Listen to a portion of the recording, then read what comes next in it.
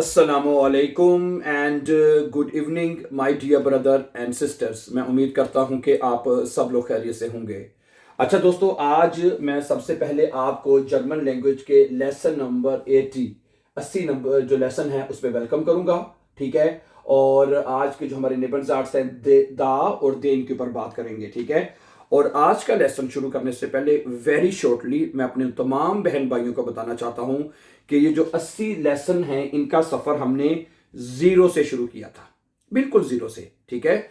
Okay, इसके हमने मतलब कि जो मेन ग्रामर है, ठीक है, नॉमिनेटिव, अक्यूजेटिव, दाटिव और गेनिटिव। ठीक है।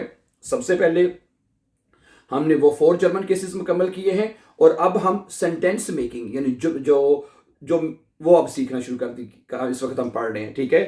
जो मेन ग्रामर है अब याद रखिएगा, ठीक है, जिसमें आर्टिकल्स, एडजेक्टिव्स, सेंटेंस, सारी चीजें वो आपके इन्हीं 4 जर्मन केसेस में कवर हो जाती हैं। और ये हमारे तमाम लेसन्स, ठीक है, जो 80 लेसन हैं, इसकी हमने एक अलहदा से प्लेलिस्ट बनाई है। 100 डेज के नाम से वो प्लेलिस्ट है। ठीक है। और हम जिसमें हमने आपसे कहा था कि 100 डेज में हम आपका बी एंड्स का कोर्स मुकम्मल कर देंगे। ठीक है। जिस तरह मैंने अभी कहा कि उसमें उनमें से 4 जर्मन केसेस हमारे कंप्लीट हो चुके हैं और अब इस वक्त हम सेंटेंस मेकिंग यानी जुमले बनाने का जो तरीका है, ठीक है, जिसमें अभी हमने कल जो है वो नेबनजार्ट्स वाइल के साथ शुरू किया था। ठीक है। कल हमने ठीक है, आज का लेसन अब शुरू करते हैं। कल हमने नेबनजार्ट्स वाइल के साथ कल हमने जुमले बनाए थे। ठीक है। वाइल का मतलब होता है क्योंकि। ठीक है। और उसके अगर आपने वो लेसन जो 79 है वो मैंने प्लेलिस्ट में डाल दी है। अगर आपने वो वॉच कर लिया तो दैट्स ग्रेट, अगर नहीं किया तो प्लीज उसको जरूर वॉच कर लीजिएगा। ठीक है। क्योंकि जो नेबनजार्ट्स वाइल है उसका क्योंकि वाइल का मतलब होता है क्योंकि। ठीक है जी। आज जो नेबनजार्ट्स ये दो आपके साथ दा और देन, दा का मतलब भी क्योंकि है और देन का मतलब भी क्योंकि है। ठीक है। जर्मन जुबान में, ठीक है, ये 3 लफ्ज जो हैं वो आपको बेएंड्स के लिए पता होने चाहिए।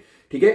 क्योंकि ये लेजन में भी ये जो नेबनजार्ट्स हैं वो इस्तेमाल होते हैं और फिर उसमें आपको जो फाइंड करना होता है कि कौन सा करेक्ट आंसर है। ठीक है।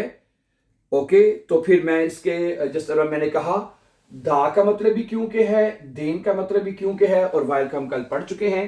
ठीक है। अब मैं आपके सामने कुछ एग्जांपल्स रखूंगा कि इसके जुमले कैसे बनेंगे और अच्छी तरह कॉन्सेप्ट क्लियर हो जाना चाहिए आपको। सुनिए, पहला जुमला है इश ब्लाइबे सु हाउसे। देखिएगा, इश ब्लाइबे, ओके, इश ब्लाइबे सु हाउसे। ठीक है जी। इश ब्लाइबे सु हाउसे, मैं घर पर ही रहूंगा। ठीक है। क्योंकि मैं थका हुआ हूं। दा, ठीक है जी, दा इश म्यूडे बिन, दा इश म्यूडे बिन है, बिन जो वर्ब है वो एंड पे चले जाएगी। ठीक है। ओके, वाइल के साथ भी ऐसे ही लिखा था। वाइल कहते हैं, तो मैं वाइल के साथ जुमला दोबारा लिखता हूं, सुनिएगा। वाइल के साथ जुमला कैसे बनेगा? इश, ओके, ब्लाइबे, इश ब्लाइबे सु हाउस। ठीक है जी। इश ब्लाइबे सु हाउस, मैं घर पे रहूंगा। वाइल, क्योंकि इश म्यूडे बिन, वाइल इश म्यूड बिन। ठीक है। अब आप देख सकते हैं कि दा और जो वाइल है जुमला सेम है। ठीक है। इधर हमने दा के साथ बनाया है और इधर हमने वाइल के साथ बनाया है। वह हेल्पिंग वर्ब एंड पे गया दोनों में। अच्छा, अब देन के साथ देखिएगा जरा, देन के साथ इश ब्लाइबे सु हाउस, जरा गौर से, इश ब्लाइबे, ओके, इश ब्लाइबे सु हाउस। ठीक है। इश ब्लाइबे सु हाउस, मैं घर पे ही रहूंगा। देन, क्योंकि इश बिन म्यूट, देन इश बिन म्यूट। अच्छा, अब इसमें देखिए, मैं इश ब्लाइबे सु हाउस है, मैं घर पर ही रहूंगा। देन, क्योंकि इश बिन म्यूट है, क्योंकि मैं थका हुआ हूं। देन इश बिन म्यूट है। अब जरा बात जरा तो से सुनिएगा। अब इसमें देखें हैं, जब आपने दा और वाइल के साथ जुमला बनाया है उसमें वर्ब हमें एंड पे लिखनी है आपने। इसका सेंटेंस ऑर्डर जब चेंज होगा वर्ब एंड पे लिखी जाएगी। लेकिन जब आपने देन के साथ बनाया है, देन के साथ वर्ब एंड पे नहीं जाएगी। समझा रही बात आपको? देन के साथ वर्ब एंड पर नहीं लेके जानी आपने। ठीक है। और ठीक है, और फर्ज करें जैसे मैंने आपको बताया है, ठीक है, आपको एक सवाल आ गया है एग्जाम के अंदर, ठीक है, जिसमें लिखा हुआ है इश ब्लाइबे सु हाउसे, उसके बाद खाली जगह आ जाएगी, खाली जगह।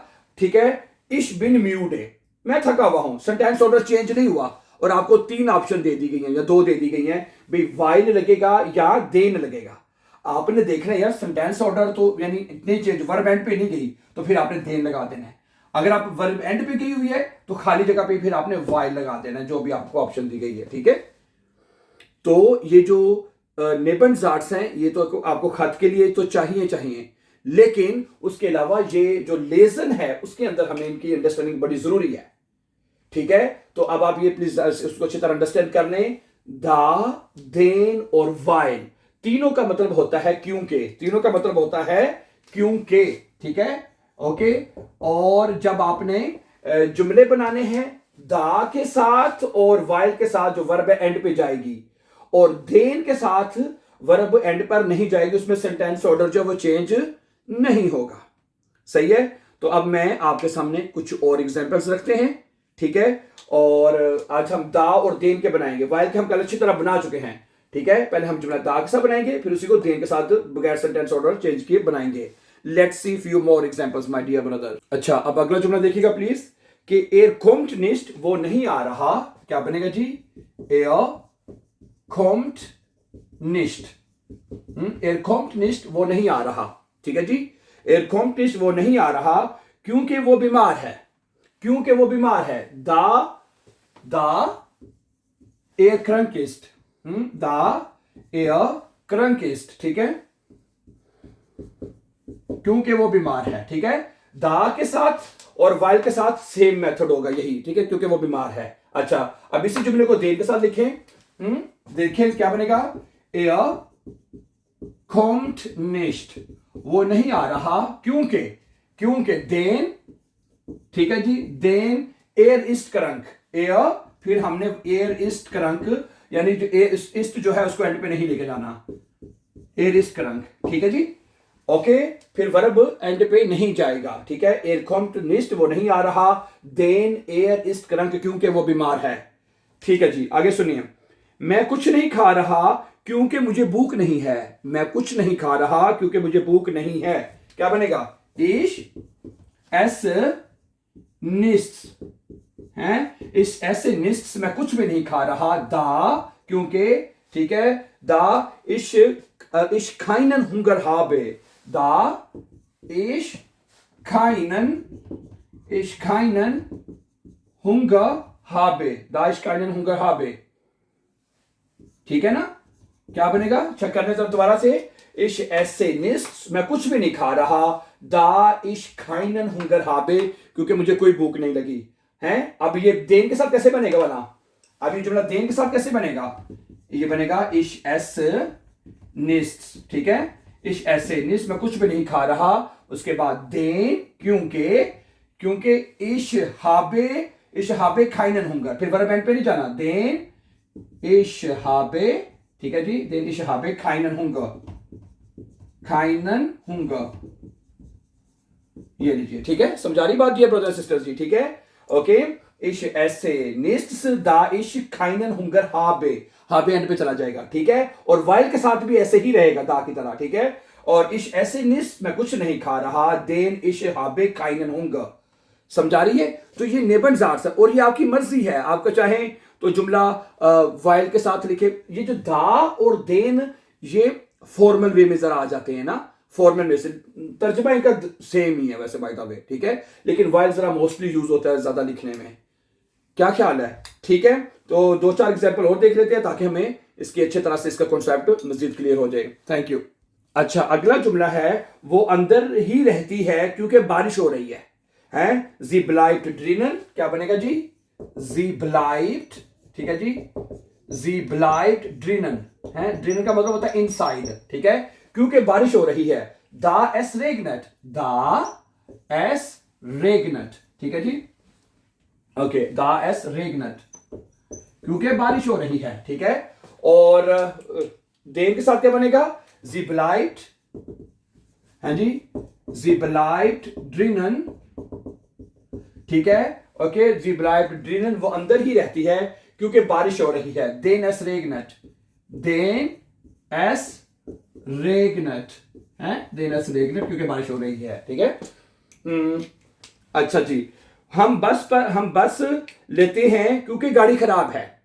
हम बस ले लेते हैं क्योंकि गाड़ी खराब है। Wir nehmen den Bus, क्या बनेगा? Wir nehmen den Bus, ठीक है जी। हम बस ले लेते हैं क्योंकि, ठीक है, क्योंकि गाड़ी खराब है।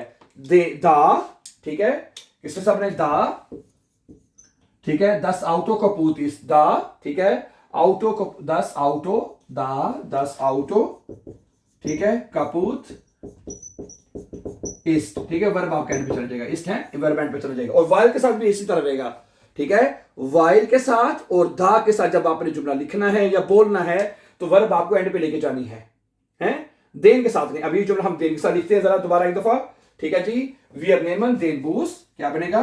Wir nehmen den Bus, ठीक है जी। हम बस ले लेते हैं क्योंकि den das Auto ist kaputt, den das Auto ist kaputt, ठीक है, ओके। तो माय डियर ब्रदर सिस्टर्स, तो आज के लेसन में हमने ये सीखा, ठीक है, लेसन नंबर 80 में, कि वाइल के तरह के सेम तर्जुमे के दो और नेबनजाट्स हैं, उनका मतलब भी क्योंकि है, ठीक है, और वो है दा और देन। इन तीनों का मतलब उर्दू में सेम है, ठीक है, लेकिन जब इन दा और वाइल के साथ आप जुमले बनाएंगे उसमें जो सेंटेंस ऑर्डर है, ठीक है, वो चेंज होगा। यानी आपका जो वर्ब है वो, या हेल्पिंग वर्ब है, तो वो एंड पे लेके जाना पड़ेगा आपको, ठीक है।